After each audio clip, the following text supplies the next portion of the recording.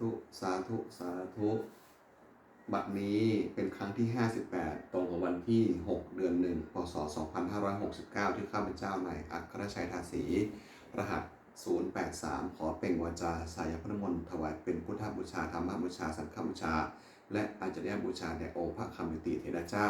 องค์ปู่สมเด็จรุ่นหลวงปู่บุญเด่นหลวงปู่ศิลาต่อท่านครูบาอาจารย์ผู้เป็นเจ้าของวิชาจิดามณีขอเทพเทวดาทั้งหลายโปรดจงมาอนุโมทนาในการสวดสัญญาของข้าพเจ้านี้ขออนุภาพคุณพระไตรครูบาอาจารย์ขอเทพเทวดาทั้งหลายโปรดจงบันดาลให้จิตของข้าพเจ้าเป็นสมาธิอันควรแก่การสวดสัญญามนต์ต่อไปสมันตาจักกะวามิสุอันตราคันจตุเทวตาสธรรมังมุนิราณสัสันตุสังฆโมกถังสังเคกเปจรูเปสริคารเตจันตานิเควิมาเนทีเปรเทชคาเมตรุวนาคหเนเคหะวัตถุหิเกเปกุมมาจิตุเทวาชนะถาละวิสเมยักขะคัมพปนาคารติหันตาสนิเกยังมณิวระวจนังสาธุโภเมสุนันโตธรรมะสวนกโรอยัมวะพันตาธรรมะสวนกโรอยัมวะพันตาธรรมะสวนกโรอยัมวะพันตานะโมตัสสะภะคะวะโตอะระหะโตสัมมาสัมพุทธัสสะนะโมตัสสะภะคะวะโตอะระหะโตสัมมาสัมพุทธัสสะนะโมตัสสะภะคะวะโตอะระหะโตสัมมาสัมพุทธัสสะนัตถิเมสรณังอัญญังพุทโธเมสนังหลังเอเตนะสัจจชนะโสติเมหตุสัพพทานัตถิเมสรณังอัญญังธัมโมเมสนังหลังเอเตนะสัจจชนะโสติเมหตุสัพพทานัตถิเมสรณังอัญญังสังโฆเมสนังหลังเอเตนะสัจจชนะโสติเมโหตุสัพพทาภาริโกนาโถอัตถยะสัพพะปรินังปริวาปรมีสัพพะปตโตสัมโพธิมุตตมังเอเตนะสัจจชนะมาหุตุสัพพุปตวาภาริโกนาโถสุหิตายะสัพพะปรินังปริวาปรมีสัพพะปตโตสัมโพธิมุตตมังเอเตนะสัจจชนะมาหุตุสัพพุปตวามหาริโกนาโถสุขายะสัพพะปรินังปริวาปรมีสัพพะปตโตสัมโพธิมุตตมังเอเตนะสัจจชนะมาหุตุสัพพุปตวาเอวังเมสุตังเอกังสมยังภควาสังเกสุหนติกัปปินุสมิงมหาวเนมหาตาภิกขุสังเกนาสิทธิงปัจจะมัตหิภิกขุสติหิสเพเหวาอรหันตหิทะสหิจารอกาทาหิเทวตาเยปุยนัสสานิเปตาหติภควันตังทัศสัญญาภิกขุสัญญาอัตโขจตุนังสุดทาวาสกานังไทเทวนังเอตระโหสิอยังโขภควาสังเกสุหนติกัปปินุสมิงมหาวเนมหาตาภิกขุสังเกนาสิทธิงปัจจะมัตหิภิกขุสติหิสเพเหวาอรหันตหิทะสหิจารอกาธรรมิเทวตาเยปุญญนัสสันนิปิตาหติภควันตังทัศสัญญาภิกขุสังฆะยันโนนะมิยปิเยนะภควาเตนุปะสังกะมายาเมยยามะอุปกสังวิตวาภควันโตสังเกปัจเจกคาถาปัสยามาติอนาโคตาเทวตาสยถาปินะมะภรวาปุริโสสมิตังวาพาหังปัสสยะปัสสนิตังวาพาหังสมิยะเอวะเมวะสุทาวะเสสุเทวิสุอันตรายหิตาภควันโตปุระโตปตุโรหงสุอนาโคตาเทวตาภควันตังอภิวาทิตวาเอกะมันตังอรหันสุเอกะมันตังทิตาโขเอกาเทวตาภควันโตสันติเกอิมังคถังอภาสิมหาสมโยปะวะนัสมิงเทวกายาสมคตาอาคาตัมหะอิมังธรรมะสมัยยังทักกิตายยวะปะปะรัสตะอาปะราชิตะสังคติอนาโคอปราเทวตาภควันโตสันติเกอิมังคถังอภาสิตัลลาภิโกสัมมาหะตังสุจิตังอัตโนอุจุกมะกังสิทธารหิวะเนตานิขะเหตวะอินทาริยานิลักขติปันทิตาติอนาโคอปราเทวตาภควันโตสันติเกอิมังคถังอภาสิเจตวาสีลังเจตวาปะริหังอิทัคขีลังโอนจะมะเมชาเตจรันติสุทาวิมาราชคุมัตตาสุทัตตาสุทุนคาติอนาโคอปราเทวตาภควันโตสันติเกอิมังคถังอภาสิเยเกจิพุทธังสนังคตาเสนะเตคัมเมสติอปายะภูมิมหายะมนุสังเทหังเทวกายังปะริปูเรสันติติอนาโคภควาภิกขุอมตะสิเยปุญญนะภิกขเวทักษาสุโรคาทังสุเทวตาสันนิปิตาหติตถาคตังทัตสัญญาภิกขุสังฆะเยปิเตภิกขเวหิสุอติตะมรณังอรหันโตสัมมาสัมพุทธาเตสัมปิภควันตนังเอตปะระมิวะเทวตาสันนิปิตาอเหสุงสัญญาถาปิมหังเอตนิเยปิเตภิกขเวภาวิสติ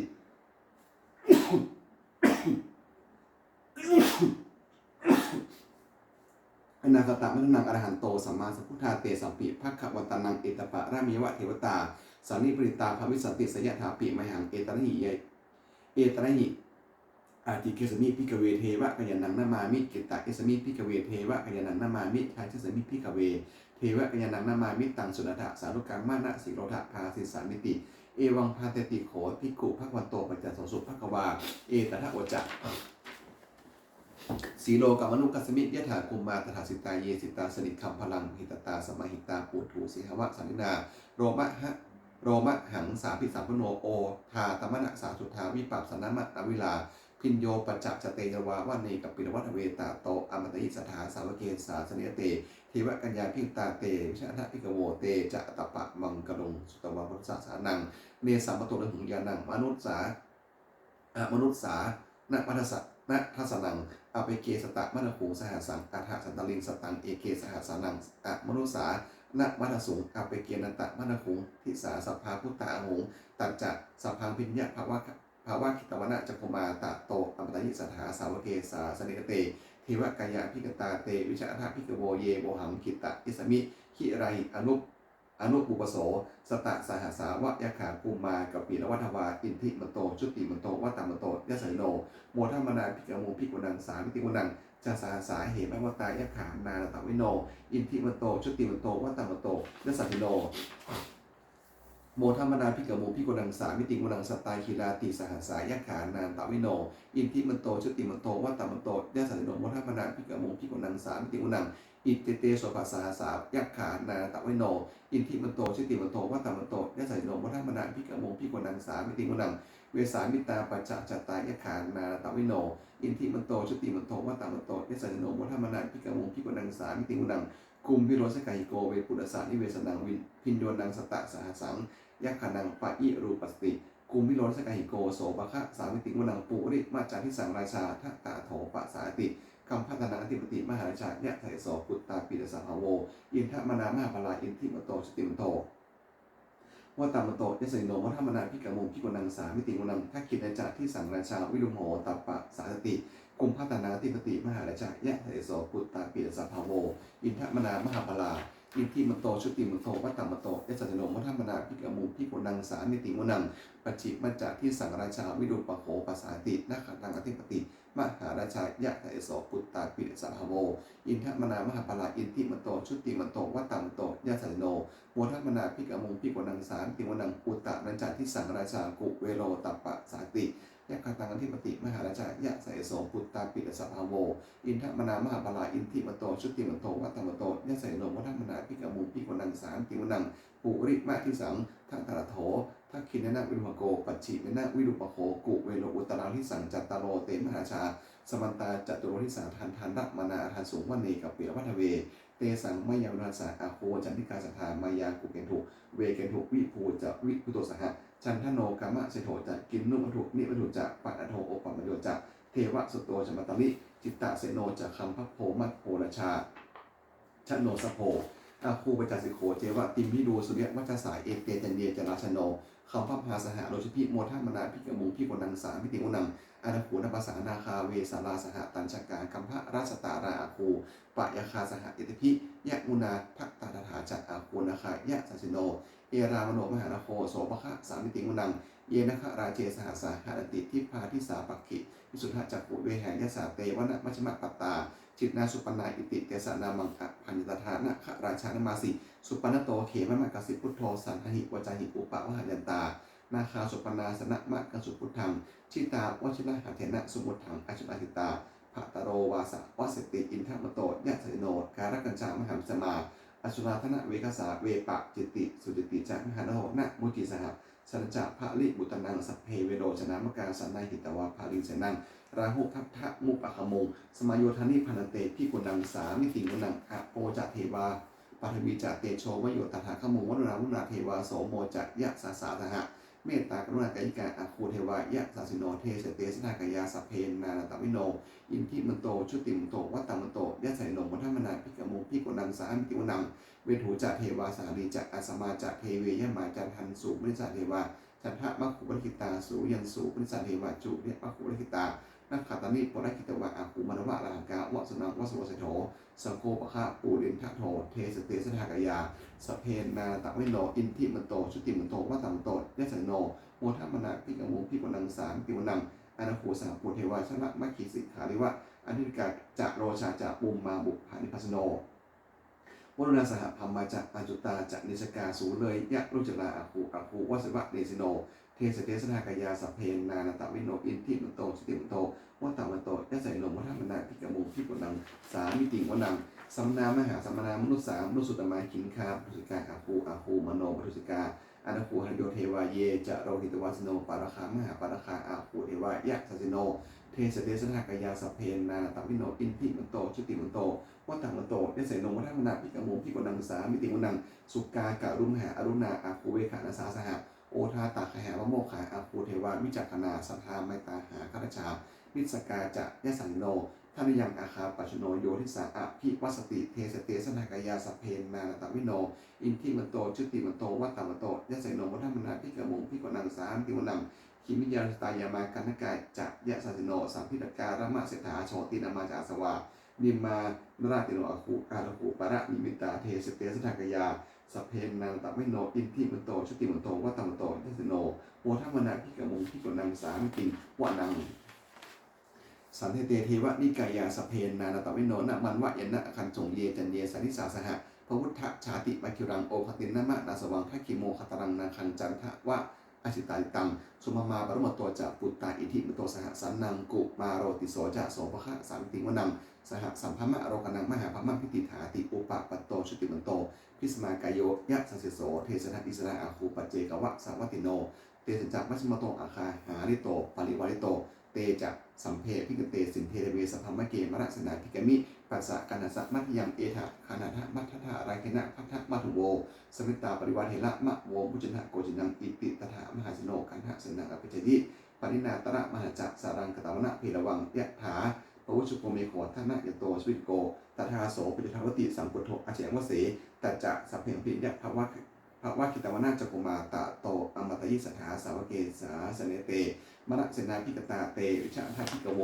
เตจะอัตปะมังกลงสุรุบนสุรวาเพื่อสาสานังวิตาอะไรหิปักมงเดสังโรติอชยุงสัพเพวิตาสังฆมาพยาติตายะเสโนมวติสหพุติสาวกาเตชะเนสุตาตินะโมเมพุทธเตสารัตนะตยะธรรมิกาเตสะประสิทธิปัสสิเทวานารยะปะระเมสุนาสิทธิธรรมาชิอินทาจะตุโดกาธรรมพีรักกาสมุทาภูตุงคังคาจักสภมะชยะประสิทธิพระวันตุเตชยะธรานิธรานีอุทธิทีนาทีชยะนาคนระตนนาดินสายนิรันสายสนะมรุราชพลนาราชีชยะคัมภีระโสวัพีนาเคนถะนาคีปิศาจปุตตาการีชยะทูลนิมิตาโลคีชยะสินคีทุตทานมุขชาชยะวรุณมุขสาตาชยะจำปาทินะขะโกราคันทกชยะคันชะคนนาตุรงสุการพุทธทรงสิงหะพิฆาติปาชยะวรุณมุขยาตาชิตะสนารีปุณสิทธินาราตีชยะสุขาชีวีชยะธรานีตาเรสุธาสุทายาชยะธรานีสันติสัทธาชยะมกราลัญญภวะเขชยะอุรุณยักษ์วรุณยักษ์เขชยะวรักเสสุรพุชเตชาชยะพมะเมนทคณาชยะราชาธิราชสัญชัยชยะพันมือสัพพังชยะอรหันตาปัจเจกพุทธสาวังชยะมเหสุโรหาโรนหารินเทวาชยะพมะสุรโขชยะนาโขวินุโกวิรุปโขจันเทมาลวิอินโทจะเวนะตายโยจะกุเวโรวะโรปิจะอาคิวโยปาชุนโหกุมโรนทัตตะรัตโกอัฏฐารสมหาเทวาชิติตาปัสสาอัฏฐโยอาชโนสาวกาสัมภาชยะอโมภวันตุเตชยธรรมโมจัสโขทัสสะปโรจักจยกังเอตนะชยะเตชนะสนทีชยะสนทีภวันตุเตเอตนะพุทธเตชนะโหตุเตชยะมังครังชัยโยปิพุทธศาสนิมโตอายังมารัสสะจะปปิมโตปราชโยอุโขสยามโพธิมันเทปามโมตชยะตถาพมะคณามิสิโนชยโยปิพุทธศาสนิมโตอายังมารัสสะจะปปิมโตปราชโยอุโขสยามโพธิมันเทปามโมทิตาชยะตถาอินทคณามิสิโนชโยปิพุทธศาสนิมโตอายังมารัสสะจะปปิมโตปราชโยอุโขสยามโพธิมันเทปโมทิตาเจตถาเทวคณามิสิโนชโยปิพุทธศาสนิมโตอายังมารัสสะจะปปิมโตปราชโยอุโขสยามโพธิมันเทปโมทิตาเจตถาสุปนะคณามิสิโนชโยปิพุทธศาสนิมโตอายังมารัสสะจะปปิมโตปราชโยอุโขสยามโพธิมันเทปโมทิตาเจตถานาคคณามเหสิโนชโยปิพุทธศาสนิมโตอายังมานัสสะจะปปิมโตปราชโยอุโขสยามพิมันเทปโมตเจตถา สุภมะคณามิหิสิโนชยันโตโพริยาโมเลสกยนังนันทิวโนเอวังตะวังวิชโยหิเทสุทยะมังคเรตปะพิสตาหันปะรังเกสีเสปะพระวิโปคะเลอภิเสเกสัพพะพุทธนาขัดปัตโตปมติสุนัขตังสุปะพลังสุปะปัตตังสุหุตังสุขโนสมุตโตจะสุยถังพมะจาริสุปัทกินนังกัญญกรรมังปัจจากรรมังปัทกินนังปัทกินนังมโนกรรมังปานิทิเตปัทกินนาปัทกินนานิกตมนะละพันตเทปัทกินเนเตอัฏฐรัตถาสุกตารุมหาพุทธศาสนิโรอะโรคาสุตตามนาสหสัมภิยติพิสุนันตุพรโยเยเทวะอสินิธาเนทิกตาทิคายกาสถาตุสุกตานุสัพพทารักันโตสัพพะสังนักโตชินะศาสนังยากาจิปฐานาเนสังสัพเพปริตุมโนรถาลุตากะเรปวัสตุวัสสังวัสสาวราหากาโรคาสุปทาวานิสังนิวานิตุจะสัพพทากายาสุขังจิตตาสุขังอรหันโตยะถาระหังเอวังเมสุตังเอกังสมยังภควาสังติยังวิหารติเทตะวะเนอนาคปิธิกัสสะอรเมตระโขภควาภิกขุอมตสีภิกขโวติพันธเตติภิ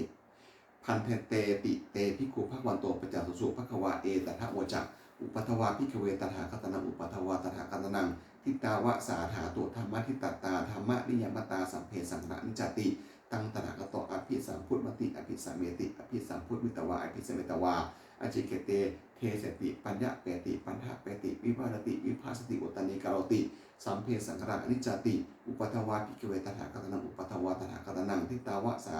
ถาตุธรรมะทิตตาธรรมะนิยมตาสัมเพสังฆทุกขติตังตถาคตอภิสัมพุทธมติอภิสัมเมติอภิสัมพุทธมิตวาอภิสัมเมตวาอจิกเตเทสติปัญญะเปติปัญหะเปติวิภารติวิภาสติอุตนิการติสัมเพสังฆทุกขติอุปัทวาภิกขเวตถาคตนังอุปัทวาตถาคตนังทิตาวะสาถาตุธรรมะทิตตา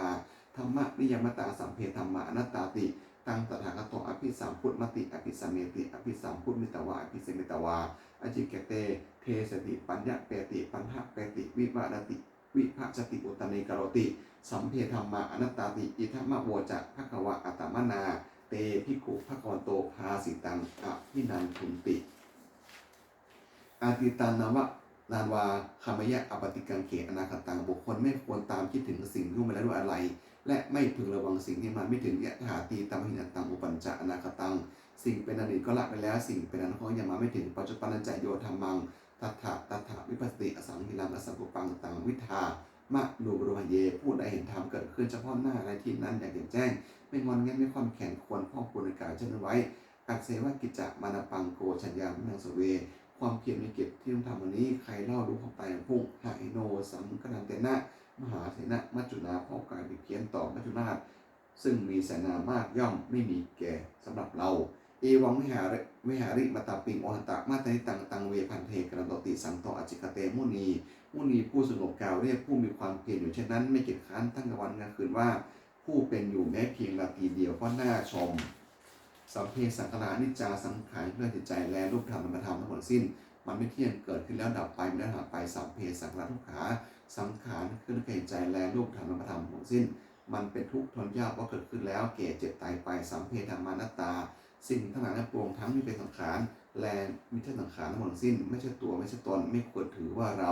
ว่าของเราว่าตัวว่าตนของเราอุทุวังชีวิตตังชีวิตของยั่งยืนทุวังมรณะความตายเป็นของยั่งยืนอวสังมยาฤตพังอันเราต้องตายเป็นแท้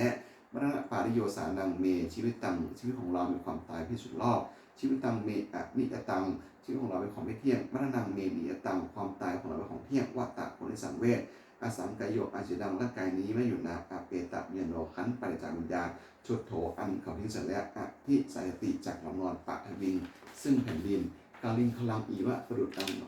ว่าท่อนไม้ท่อนเฟืองที่ดันถังหาประโยชน์ไม่ได้อนิจจาวัตตะสังขาราสังขารทั้งหลายไม่เที่ยงหนออุปทวะยะธรรมิโนความเกิดขึ้นแล้วย่อมมีความเสื่อมธรรมดา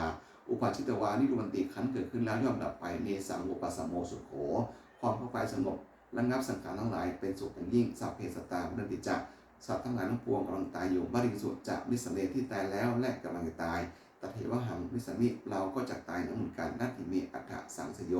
ความสงสัยในความตายนี้ย่อมไม่มีแก่เราเลย ยังกินจิกุสลังกรรมังสัพพิปัตติหิกตังบุญยังโนอนุโมทันตุสุนันตุพนโยเยเทวาอสมิงฐานเนทิกตาติขายุกาสถานตุสุขิตังตุทุกขาปะโมจตุมาตากิตาสุขิตังตุทุกขาปโมจตุสัพเพยติกาสุขิตังตุทุกขาปโมจตุสัพเพอายติกาสุขิตังตุทุกขาปโมจตุสัพเพปิสาสัพเพยคาสัพเพเปตาสุขิตังตุทุกขาปโมจตุสัพเพอาจาริยุอุปชยะสุขิตังตุทุกขาปโมจตุสัพเพนักตาสุขิตังตุทุกขาปโมจตุสัพเพเทวาสุขิตังตุทุกขาปโมจตุสัพเพสัมมาตินังสามิสันตุโวนะโมโพธิโตขันติมยะอิติภควานะโมโพธิสโตขันติมยะอิติภควานะโมโพธิโตขันติมยะอิติภควายาเทวตาสันติวิหารวิสนีโถเปคาเลคนที่คาเลตหิงตาธรรมะทานนะพวันตุปุชิตาสอถิงกรตหาวิหารมัทะเลเถราจะมัชฌิมะนาวกาจะพิกโวสารามิกาธนาปฏิอุปสากาคามาจเทสานิคามาจอิสลาสัปปานุปุตาสุกิตาภวันตุเตชลาพุชาเยปิจอัฏฐสัมภวาสังเสทัชตะอัฏฐโวปปาติกานิยานิกังธรรมวรังปฏิจจเตสัมเพปิตุสายกรตุสังฆยังถาตุจิรังสตังโมธรรมัตถาราชปุกราสังโฆตุสมะโขวะอัฏฐยะจหิตายะอัมเหละคันตุชนโมสัมเพปิธรรมะจริโนวุฒิสัพปาปูเนยามะธรรมเมอะริยามบวิเตปัสสนาโหตุสัมเพปิปริโนพุทธศาสเนสัมมาฐานังปเวชโตกะเลติโวปวัสโตอุทิภวายะสัตตนังสัพพิทังเลตุเบทันนิงมาตาปิตาจาระจังเนจังรักขติปุตตะกังสเอวังธรรมเมนะราชโนปะสังรักขันตุสัพพทาทุกคำปัจจานิหุกาพยังปัตตานิพยาสงกับปัตตานิสงกาหตุสัพพิปานิโนอิตาวตาจะอัมหิสัมปตังวุญญสัมปทังสัพเพเทวานุโมทันตุสัมภะสัมปติสิทธิยาทานังทานันตุสัทธายะศีลังลักขตุสัพพทาภะวะนะพิรตาหตุคันจตุเทวตากตาโหตุสัพพังสุมาคังขันตุสัมภะเทวตาสัมภะพุทธานุภาวนาสติโหตุนิรันตรังโหตุสุพังสุมาคังขันตุสัมภะเทวตาสัมภะธรรมานุภาวนาสติโหตุนิรันตรังโหตุสุพังสุมาคังขันตุสัมภะเทวตาสัมภะสังฆานุภาวนาสติโหตุนิรันตรังสัพเพพุทธาปนัมปัตตาปัจเจกนัจจยังพระรังอรหันตานะจะเตชนะลักขังพันมิสัมปโสสัพเพพุทธาปนัมปัตตาปัจเจนัจจยังพระรังอรหันตาจะเตชนะลักขังพันมิสัมปโสสัพเพพุทธาปนัมปัตตาปัจเจนัจจยังพระรังอรหันตาจะเตชนะลักขังพันมิสัมปโสสัพเพพุทธาปนัมปัตตาปัจเจนัจจยังพระรังอรหันตาจะเตชนะลักขังพันมิสัมปโสสัพเพพุทธาปนัมปัตตาปัจเจนัจจยังพระรังอรหันตานะจะเตชนะลักขังพันมิสัมปโสสัพเพพุทธาปรัมปัตตาปเจนะจะยังพระรังอนัตตาจะเตชะนักขังพันมิสัมปโสสัพเพพุทธาปรัมปัตตาปเจนะจะยังพระรังอนัตตาจะเตชะนักขังพันมิสัมปโสสัพเพพุทธาปรัมปัตตาปเจนะจะยังพระรังอนัตตาจะเตชะนักขังพันมิสัมปโสสัพเพพุทธาปรัมปัตตาปเจนะจะยังพระรังอรหันตานะจะเตชะนักขังพันมิสัมปโสสาธุสาธุสาธุด้วยอำนาจแห่งบุญกุศลที่ข้าพเจ้าได้สวดสัญญาณพุทธมนต์เหล่านี้ข้าพเจ้าขอน้อมเกล้านิถวายเป็นพระราชสมเด็จสมเด็จพระนางเจ้าสิริกิติ์พระบรมราชินีนาถพระบรมราชาภิหลวงผู้เสด็จสู่ทะเลขอส่งแห่งบุญกุศลนี้ขอจงเป็นทรัพย์สมบัติแก่ข้าพเจ้าให้แคล้วคลาดปลอดภัยจากทุกโรคภัยอันตรายทั้งปวงให้มีแหล่งรายได้อันสุจริตมั่นคงเป็นสัมมาอาชีพอันชอบธรรมคำว่าไม่มีอดอยากยากจนขอให้ได้มีแก่ข้าพเจ้าขอให้ข้าพเจ้ามีสมาธิตั้งมั่นในพระธรรมคำสอนแห่งองค์สมเด็จสัมมาสัมพุทธเจ้าดำรงอยู่ความดีงามตลอดกาลอีกทั้งขอเทพเทวดาทั้งหลายผู้ได้อนุโมทนาการบุญกุศลนี้โปรดประสานพรน้อมส่งอนุภาพแห่งมงคลไปสู่มงคลวัตถุมงคลพระปิตายอดเศรษฐีทั้งฝ่ายไทยและฝ่ายลาวรวมถึงวัตถุมงคลทั้งปวงที่30สำเร็จได้จะสร้างขึ้นได้เกี่ยวด้วยพุทธานุภาพเทวานุภาพและฤทธานุภาพอันศักดิ์สิทธิ์เอาในผลให้เป็นสิริมงคลแก่ผู้ปกครองและบูชาทุกประการด้วยเถิดสาธุ